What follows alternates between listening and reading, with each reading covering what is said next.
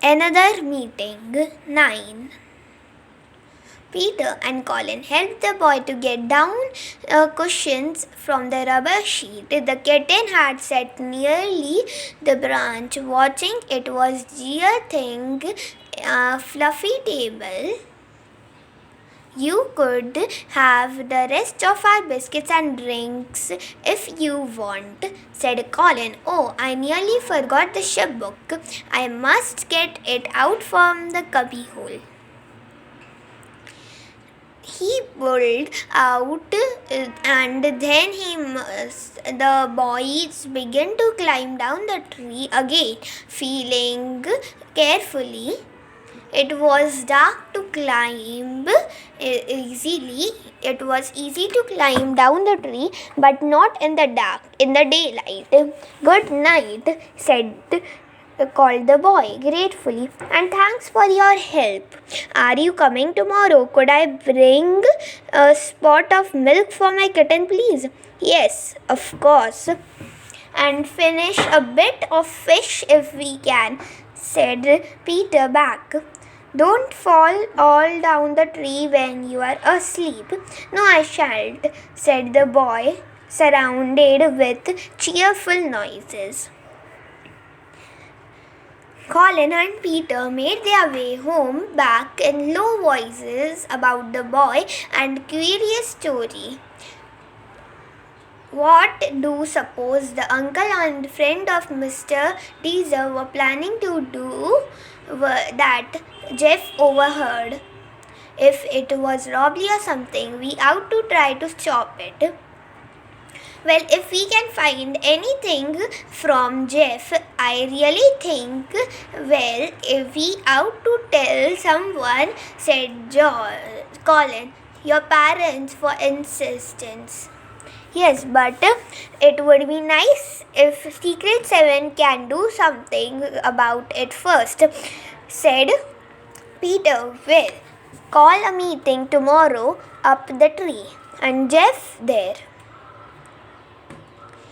And well, see what we can do, get rid of him, but we must have heard something that he said.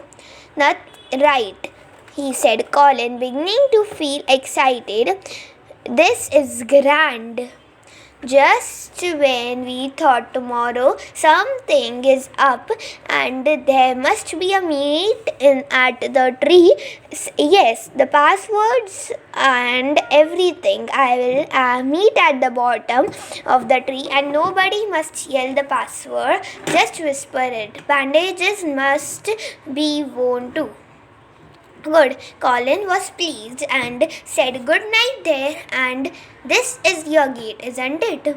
Good thing I went back home and with the book tonight. It wasn't.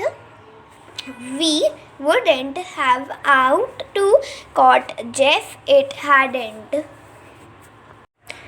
The boys went their different ways. Peter wondered whether not to wake Janet or tell about the story, the boy in the treehouse. He decided not to. It would keep till morning. And all the Secret 7 was excited next morning when they heard the news about the meeting to be held, and we told about Jeff. Can we take Scamper with us? Do you think? Said Pound. Do suppose he would frighten the kitten? No, he's nice with kitten, said Peter. Anyways, he will be on guard down below, and the kitten would be up on the tree with Jeff. I must remember to take the bottle of milk and a saucer and some fish. Good thing we have hogged the breakfast, said Janet. I will wrap a bit of GC's poor paper. Poor little kitten. Do suppose its leg is all right? Fancy anyone kicked at kitten? Promptly at 10, the secret seven met at foot of the tree. The password was whispered importantly. Adventure, adventure, adventure. Is the boy up there? Yes. Got your bandages? Good. And we are all here now. Well, up go. Scamper on guard, please. Scamper looked at Peter and wagged his tail at once and ran to the snittery box.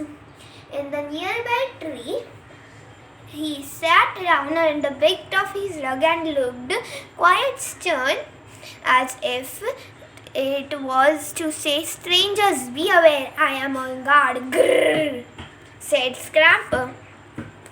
Peter went up the tree first, the bottle of milk in his pocket and the little saucer between his teeth. The others followed. Peter saw Jeff peering down anxiously, and as he heard them climbing, "Hello, Jeff," said Peter, clambering up on the platform of the boards. "Had a good night?" "How's the kitten?" "Its leg is much better," said Jeff. "And I slept all night except the wind blew too hard. I say nobody would give away, will they?" "How many are you?" "7," said Peter. "Move a bit, please, Jeff, and make room. We are a secret society. We have Secret 7. We have passwords and bandages, and we hold meetings. If anything turns up for us to do, we do it."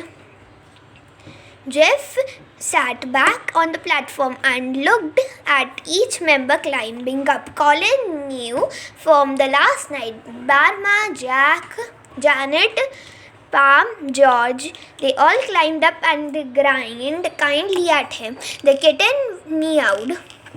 "Here's your milk, you tiny thing," said Peter, and poured some of the milk in the bottle, and the milk was forgotten, and the Secret 7 crowded together on the little platform and watched the hungry kitten lap the milk and pounce on the fish. Jeff watched too. He smiled round gratefully at the children. "Thanks," he said. "Awfully lot thanks."